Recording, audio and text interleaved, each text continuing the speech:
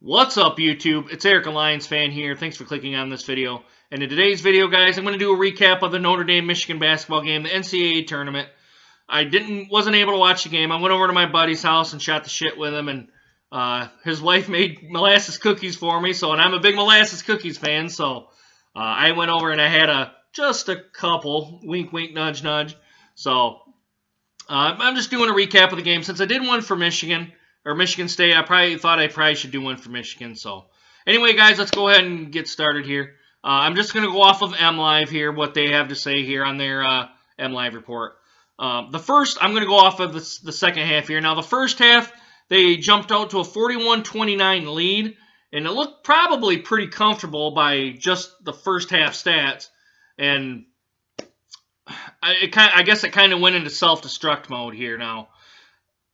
I don't know who the beat writer is that did all these updates for us. I think if it's on this article here, Nick Baumgarter.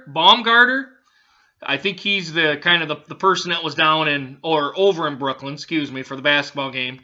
The Fighting Irish that came out, they went 12-5 to start the first 5-6 minutes of the half, and then Michigan went and they missed their four straight shots, excuse me. And they've just made 2 for 10 up into the 8-minute mark. So they're not doing really well here in the beginning. And then Notre Dame took advantage. They tied it up. Zach Irvin must have been struggling the whole game because he was 1 for 10 for 2 points, and that was at the 12-17 mark.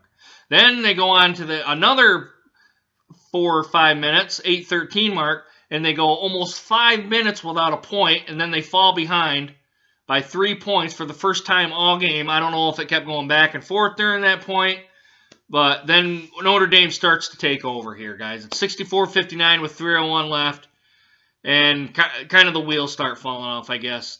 You can't, guys, I mean, I know Notre Dame's a good team. I watched a game or two of them here on my television.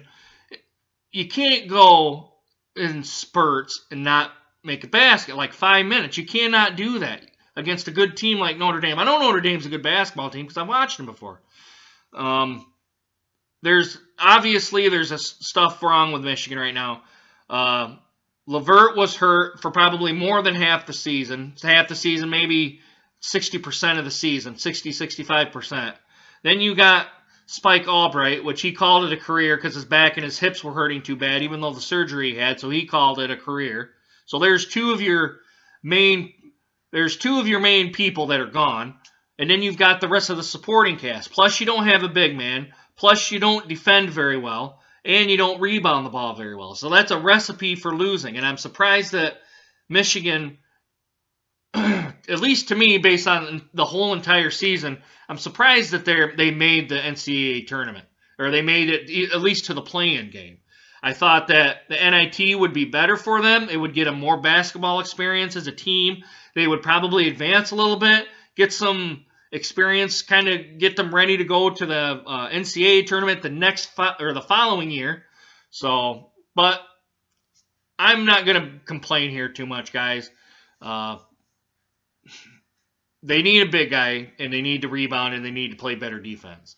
I'm going to give a pass on this year because they've had some bad injuries to 2 of their stars, and obviously when 2 of your star players, at least on Michigan's team, are out, the team's not going to do very well. And I'm surprised they did as well as they did.